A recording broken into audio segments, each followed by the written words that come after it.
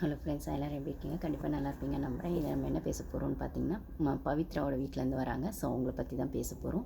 அவங்களதுமே ஒரு யூனிக்காக சட்டிலாக ரொம்பவே நல்லா இருந்ததுன்னு தாங்க சொல்லணும். ஸோ அதுக்கு முன்னாடி நம்ம சேனல் ஃபஸ்ட் டைம் வரவங்க சப்ஸ்கிரைப் பண்ணிக்கோங்க. உங்களுக்கு வீடியோஸ் பிடிச்சிருந்தா லைக் பண்ணுங்கள். உங்களுக்கு பிடிச்சவங்களுக்கு ஷேர் பண்ணுங்கள். நம்ம சேனலுக்கும் கமெண்ட்ஸ் பண்ணுங்கள். இப்போல்லாம் கமெண்ட்ஸ் வரதே இல்லை. உங்களுக்கு என்ன கோவமோ என் மேலே தெரியல. ஸோ எதுவாக இருந்தாலும் ஒரு பக்கம் தள்ளி வச்சுட்டு கொஞ்சம் கமெண்ட்ஸும் பண்ணுங்கள். அதுதான் நம்மளுக்குள்ளே இருக்க இன்ட்ராக்ஷனை இன்னும் கொஞ்சம் ஸ்மூத்தாக கொண்டு போகிறதுக்கான ஒரு ஒரு நல்ல ஒரு சோர்ஸாக இருக்கும் அப்படின்னு நான் நம்புகிறேன். ஓகே கைஸ், அப்படியே லைக்கையும் போட்டுடுங்க. ஓகேங்களா? Thank you guys. ஓகே, இப்போ வந்து பார்த்திங்கன்னா என்ன இந்த கண்டென்ட்டில் என்ன பேச போகிறோம்னு பார்த்தீங்கன்னா, பவித்ரா பற்றி தான் பேச போகிறோம். பவித்ரா வீட்டிலேருந்து யார் வந்தாங்க அப்படின்னு சொல்லிட்டு. பவித்ரா வீட்டிலேருந்து ஆல்ரெடி நம்மளுக்கு பவித்ரா ஃபேமிலி பற்றி தெரியும். அந்த கதை சொல்லட்டுமா டாஸ்க்கில் அவங்க எல்லாம் சொல்லியிருப்பாங்க. ஸோ அப்படி இருக்க பட்சத்தில் பவித்ரா வீட்டிலேருந்து அவங்க அம்மா அவங்களுக்கு வந்து ரொம்ப அவங்க அம்மா பாட்டி அவங்க பிடிக்கும் அப்படின்வாங்க. அதுக்கப்புறம் அவங்க தம்பின்னு அந்த குட்டி தம்பி அவங்க சொல்லியிருப்பாங்க. அது சித்தி பையன்.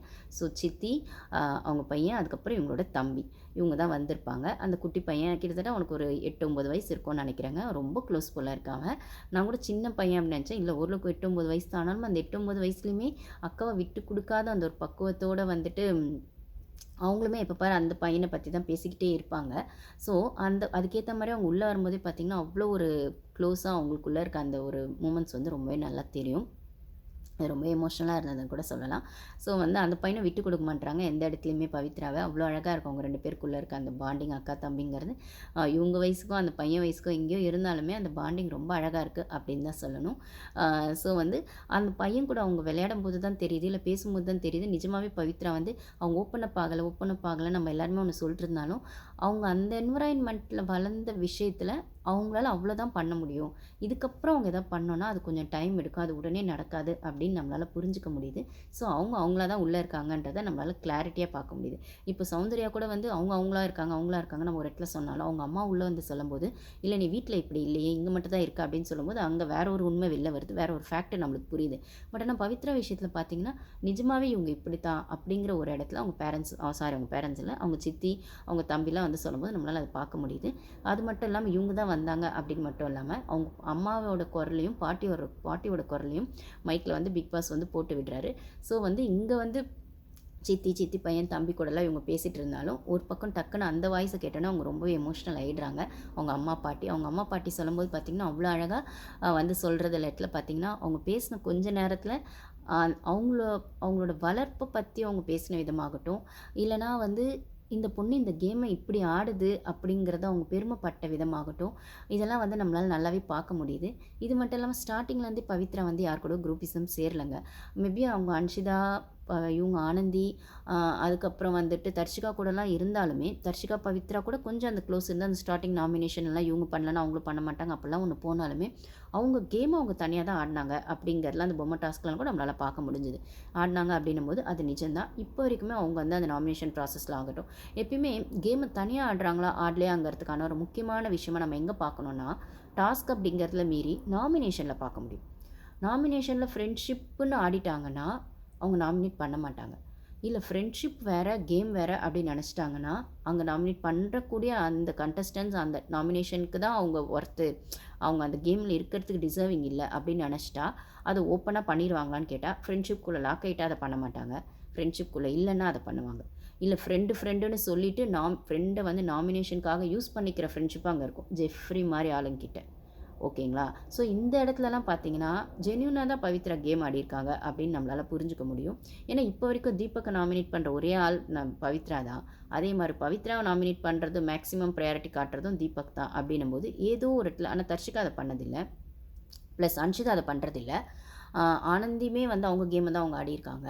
அப்போது ஒன்றா உட்காந்து பேசினாலுமே அந்த நாமினேஷன் ப்ராசஸோ அந்த டாஸ்க்கோ இல்லை குரூப் சேர்ந்து ஆடும்போதுமே இவங்க எப்படி அதை கொண்டு போகிறாங்க அப்படிங்கிறாங்கல்ல, அவங்க இண்டிவிஜுவல் பிளேயரா இல்லைனா குரூப்பிசம்குள்ளே லாக் ஆயிருக்காங்களா நம்மளால் பார்க்க முடியும்னா, இப்போது ரொம்பவே கிளியராக பவித்ரா இண்டிவிஜுவல் பிளேயர் அப்படிங்கிறது நம்மளால் பார்க்க முடியுது. இது அவங்க பாட்டியும் அவங்க அம்மாவும் ரொம்பவே சொல்லியிருப்பாங்க, நீ ரொம்ப நல்லா கேம் ஆடுற, நைட் நீ தூங்கும்போது தான் நாங்களுமே தூங்குறோம், நீ நிறைய இடத்துல அழும்போதெல்லாம் எங்களுக்கு கஷ்டமாக இருக்குது, ஆனால் அந்த கேம்குள்ளே அது ஓகே அப்படின்னும் போது எங்களுக்கு ஓகே தான், இதெல்லாம் பார்க்க கஷ்டமாக இருக்குது, எவ்வளோ நாள் உன்னை வீட்டுக்கு கூப்பிட்டுலாம் நாங்கள் நினச்சிருப்போம், பட் ஆனால் நீ கேம் நல்லா ஆடிட்டுருக்கணும் போது அதை பார்த்தா எங்களுக்கு பெருமையாக இருக்கும், நீ தனியாக தான் கேம் ஆடிட்டுருக்க, அது எங்களுக்கு புரியுது, நீ நல்லா ஆடிட்டுருக்கன்னு சொன்ன விதமும், அதுக்கப்புறம் அங்கே உன்னை யாரும் வந்து முத்துல அந்த ரீசனே சொல்லி பண்ணதெல்லாம் வந்து எனக்கு கேட்டால் முத்து மேலலாம் எனக்கு அதுதான் கோவம்.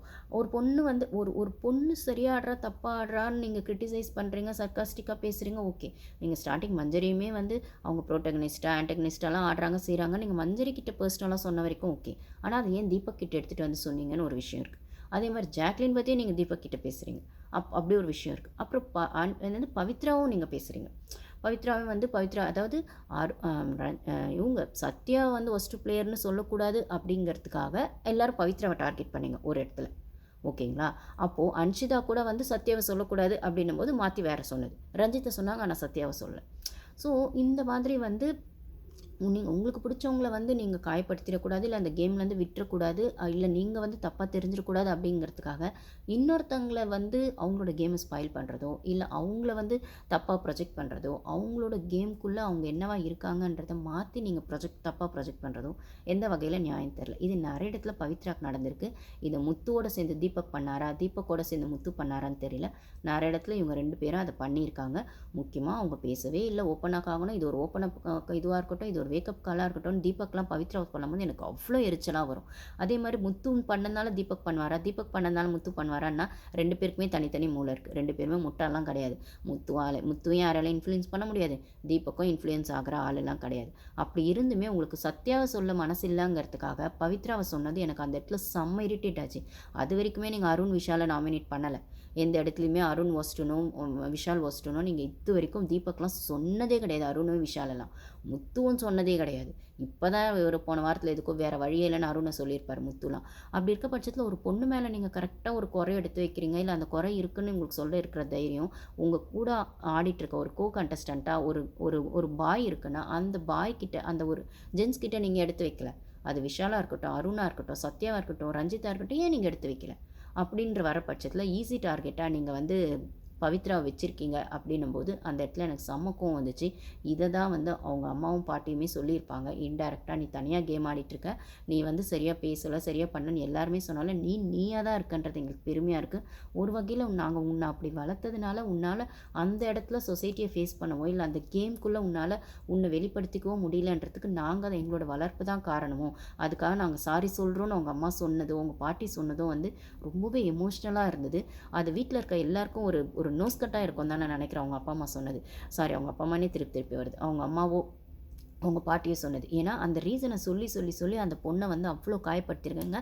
ஒரு இடத்துல முத்து கிட்ட உட்காந்து, தீபக் கிட்ட உட்காந்துலாம் பவித்ரா கேட்பாங்க, என்னை வேறு எந்த ரீசன் வேணால் சொல்லுங்கள், இதையே சொல்கிறீங்க, இது என்னால் இவ்வளோ தான் முடியும், இல்லை நான் இதுதான் அப்படின்னு சொல்கிற இடத்துலலாம் வந்து அவங்க தன்னை எவ்வளோ ப்ரூஃப் பண்ணிக்க சொன்னாலும் அதை முத்து புரிஞ்சுக்காமையோ, இல்லை தீபக் தெரிஞ்சுமே நாமினேட் பண்ணுற இடத்துலலாம் வெறுமனே பவிமான்னு கூப்பிட்டுட்டு அவர் உள்ளே இருக்கிற அந்த பவித்ரா மேலே அவருக்கு இருக்க கோல்டு வார் தெரியாமல் போயிடுமா என்ன? இதில் அவங்க ஃபேமிலி மெம்பர்ஸுமே அதை சொல்லுவாங்க. அவங்க தம்பிலாம் வந்து தீபக் சார், ஜாக்லின்லாம் ரொம்ப ஸ்பெஷலாக தீபக் சார் கேம் எப்படி இருக்குது சொல்லுங்கள், எப்படி இருக்கு சொன்னால் அவர் நல்லா தான், அவருக்கு என்ன சீனியர், அவர் நல்லா ஆடுறாரு அப்படின்னும் போது தீபக் அதே இன்னும் நம்ம நோட் பண்ணோம், தீபக் யாரும் குறையும் சொல்லலை, அதே இடத்துல அப்ரிஷியேட்டும் பண்ணலை. அவருக்கு வர ஒரே அப்ரிசியேஷன் அவர் சீனியர் அப்படிங்கிறது தான். அதை அங்கே சொல்லணும்னு அவசியம் இல்லை. அதை சொன்னாலும் சொல்லலைனாலும் அவர் சீனியருங்கிறது ஊருக்கே தெரியும். விஜய் டிவிக்கு மட்டும் இல்லை, சன் டிவிக்கும் தெரியும் அவர் சீனியர்னு, எவ்வளோ வருஷமாக ஆங்கரிங்கில் இருக்காருன்னு. அது அப்படி இல்லை, அந்த கேமில் அவர் என்னவா இருக்கார் அப்படிங்கிறது தான். அப்படின்னும் போது அந்த கேமில் அவர் ஒளிஞ்சு அந்த விளையாட்டை விளையாடினாரே தவிர, ஹைட் அண்ட் சீக் தான் விளையாடினாரே தவிர, இப்போ கூட அவங்களோட ஒய்ஃப் பையனும் உள்ளே வரும்போது இவரோடவும் அவங்க ஒய்ஃபும் பையனும் தான் ஸ்கோர் பண்ணாங்களே தவிர இவர் எந்த இடத்துலையும் அங்கே ஸ்கோர் பண்ணல அப்படிங்கிறத ஒரு விஷயமா இருக்குது. ஓகேங்களா? இது ஒரு பக்கம் இருக்கும்போது இந்த இடத்துல இவங்க பவித்ராவோட பிரதர் வந்து சொல்லுவாங்க, என்னது இதில் வந்து உங்களுக்கு யாரை ரொம்ப பிடிக்கும் இந்த கேமில் அப்படின்னும்போது முத்து மஞ்சரிலாம் நல்லா பேசுகிறாங்க அப்படின்லாம் ஒரு பக்கம் வந்தாலும், ஒரு இடத்துல வந்து யார் கூட முரண்பாடு இருக்குது அப்படின்னு சொல்லும்போது, முத்து நிறைய பேசுகிறார் அப்படின்னு அவங்க தம்பி சொல்லுவாங்க, அது கொஞ்சம் கம்மி பண்ணிக்கலாம் அப்படின்னு சொல்லிட்டு, அதுக்கப்புறம் வந்துட்டு அந்த டெவில் டாஸ்கில் வந்து மஞ்சரி வந்து என்ன சொல்கிறது, அந்த முட்டையை உடச்சி ஊற்றுனது செஞ்சதெல்லாம் அந்த விஷயத்தில் வரும்போது அது கொஞ்சம் பார்க்க எங்களுக்கு அது டாஸ்கில் தான் நீங்கள் பண்ணீங்க அப்படின்னாலுமே பார்க்க கொஞ்சம் இதுவாக இருந்தது அப்படின்னு அவங்க தம்பியும் அவங்க சித்திலாம் சொன்னது. அதுக்கப்புறம் வந்து மஞ்சரி சொல்லுவாங்க, நான் ஒரு முட்டை ஊற்றும் போதே அவங்க ஓகே சொன்னேன், அப்போ அவங்க வந்து அவ்வளோ டஃப் கொடுத்தாங்க, நானும் அதுக்கு டஃப் கொடுத்தேன் அப்படின்னு சொல்லுவாங்க.